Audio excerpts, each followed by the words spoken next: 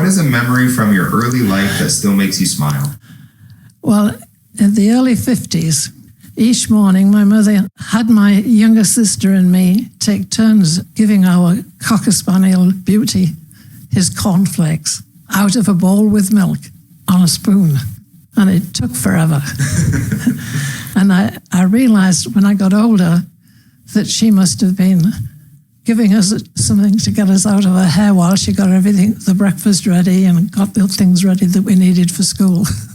Smart. So that was a memory that I thought of immediately when you asked that question.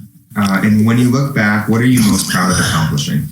Well, I was boyfriend and girlfriend with my husband from being 14 and 15. And we had a happy marriage. He passed away a few days before our 64th wedding anniversary. And the best achievement I'm proud of is we raised 2 wonderful children. And as they grew older, we had all their classmates come to our house on the school bus. Alan would make little sandwiches and I'd make surprise puddings, and then they'd tell us all about the school days.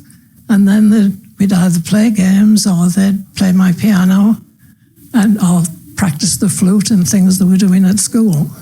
And those are children that are still friends of the family. I always liked being a grandma, and a lot of those children that came, the mothers worked and then the grandparents lived a long way away, so they didn't see them very often. So they still talk to me as though I'm a grandma to them, which is, what I like. My husband was chairman of the exchange students for Lansing. He did that for 7.5 years. So we got to know a lot of the incoming students from Brazil and India and France. And some of them stayed at our house. And then we also had visiting professors from Japan that were doing the Falcon program at Cornell. And so they stayed with us. And we got to know them. My daughter did an exchange program in Japan. And when she came back after a year, she was still dreaming in Japanese. But one of these professors that was going to be doing the Falcon program and then being a professor in Florida, they sat in the back of the car and just talked in Japanese, and that sort of settled her down to being back in America. And one of them, exchange students, she wrote on the bottom of my husband's obituary that because he'd explained the exchange program and to get her more interested in it, she decided to go on an exchange to Mexico. And then at the bottom of his obituary, she wrote that encouragement and the experiences living in Mexico changed her whole life. Wow. So that's really special. What hobbies and passions have stayed with you throughout your life? I've always enjoyed learning something new every year. So on a ride to Hugo Lake with a campus club group, I was acting as navigator. The driver said she'd joined a ukulele group. And I said, well, I've played piano since being small, but I've never played a stringed instrument. And it turned out that the house they were meeting in was just around the corner from my house. So I played with them. And then we formed a group that played at Kendall. And we played most of the nursing homes in the area, sometimes events at the Arboretum for Cornell. That's really cool. I like drawing and painting, and I've taken painting classes in various mediums from local artists. But then my friend who lived for a long time in the patio homes and is now in Brookdale nursing home, she and I started a national painting chapter in Lansing, and we'd meet once a month, and we had members from the Binghamton chapter come to our meetings, and we'd have weekend seminars where we brought in teachers of different things. And when my daughter went to Japan, Alan and I visited her. And so with the painting that we'd learned about with oil paints, I did a great big, like a Swedish rose malling on a raw wood plate because I didn't know what to get for gifts to the people who were hosting my daughter. And when I got there, they were so thrilled with it. They said, "Oh, we're putting it on the top shelf over the entryway, Nice. right next to the picture of the Pope." So that was their big honor for my painting. We did that chapter for a long time. And now she's moved into Brookdale. We have a standing phone call on a Saturday morning. Nice. So that we still keep in touch because both families got on really well. We had tea over at the patio home, and then when we went to Binghamton for seminars that were all weekend, they used to leave their husbands' sandwiches in the fridge. But my husband used to always make a big pot of chili, and rice, and or a spaghetti sauce. And then they'd eat at our house before they went back home. Nice. I had visitors from England, 3 weeks, all through the school holidays. So I had all the bedrooms full and the camper in the backyard. And the children's dentist used to say to me, "When do you put your shingle out?"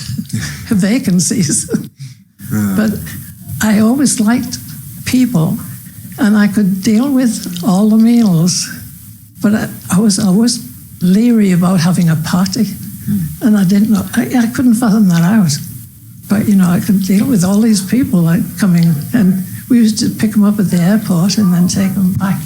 So I think that's what hobbies and passions I have. And then what brought you to Longview, and what made it feel like the right choice for you? My son and daughter-in-law, two daughter-in-laws, brought me on a tour because my doctor had said to me when I'd gone for my physical in the January, "Are you still living on your own?" And I said, "Yes." And she said, "Well, that's ridiculous. Your children need to get you into Longview. You like Longview. There's so many things that you like to do up at Longview." So when I came out and told my son, he said, "Well, go home and we'll have some lunch, and then I'll take you up to Longview," because he said the apartment that we did when we had a tour, we really liked and thought it would be good for you. And he said, "Somebody else might like that apartment as much as we do." So he said, "Let's get up there today and get your name on it." So we did, and I moved in on the 1st of December last year. What's one moment here that really made you feel at home? Well, fortunately, the lady that was in the apartment opposite me, she served as a welcome committee for me. She ate lunch with the neighbours on either side of me, but every night she'd take me up to the dining room and introduce me to a different table and the people who sat at that table. And, and I not only was able to find my own way after a week, but it got me to know a lot of residents very quickly. Yeah. And when I worked at Cornell, I was an events coordinator, part of my job. So, I was used to, I really enjoyed meeting all the alumni when they had the council meetings in the dean's office. I'd get to do things with them and with the provost when they were building Kennedy Hall.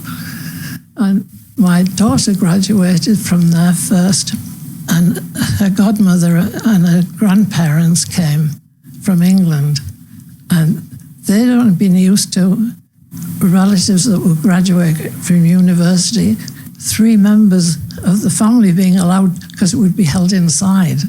And when they came here, President Rhodes and his wife Rosa, they had a big tent, open-sided tent, and there was food and everything.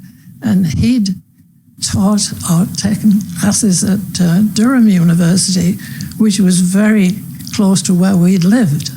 And, they just made everybody feel so welcome, and they couldn't understand that, they'd been to an outside barbecue and had interest with chatting with them. And here, there's so many activity groups. In fact, I got a package one day that said, "Somebody loves you." And when I opened it, it was a stuffed sloth. And I said to my daughter and daughter-in-law, "Why a sloth?"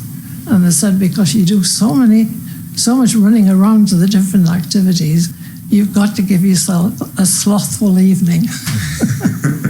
So he sits on my table to remind me. But I like the music concerts and the trips to Ithaca College to the concerts. We went to one on Sunday afternoon, and we went to see Little Women, a musical that was put on just a couple of weeks ago. And then there's lots of singing groups to give concerts after dinner, from 6:30 for an hour or so. The Sea Wing has a social get-together in the lounge nearby, and everybody just takes snacks, and that's from like 4 to 6. Nice. And they had a Thanksgiving dinner in there. There was 18 of us because some of the people from other wings come in that have always been friends. So it's a nice social wing. Yeah, very good. That's nice. That's nice to have. And what life lesson do you hope others will remember from your story and your life? Well, I said my doctors and my family advice was good, and I settled in very quickly. Kathy, who lived across from me, welcomed me, and then helped me find my way to the dining room and the activity groups. And on a Sunday, when it was brunch, they used to knock on my door, and I still do that to the others now that have moved in, to go to brunch together. And then, we sometimes sit at a different table there and meet new people that have come in. So I really appreciated their friendship and caring. And now I sit with friends from the 3rd floor and 2nd floor B wing, and other residents join that, so we make more friendships. I hope others moving into Longview will read my story and feel leaving their familiar home, neighbourhood, friends, town or city will soon settle into an environment of continuous learning at various levels and subjects, form new friendships, have diverse activity groups available, exercise classes, religious classes, hymns singing, a really good book club, and a quiet library to sit and read in, all without even leaving the building. So I said I've been an independent resident for a year now, and I've never regretted this move. My family feels I am safe here, and though they are only a phone call away from me, they can come and visit or take me out for dinner with them whenever they are in Ithaca.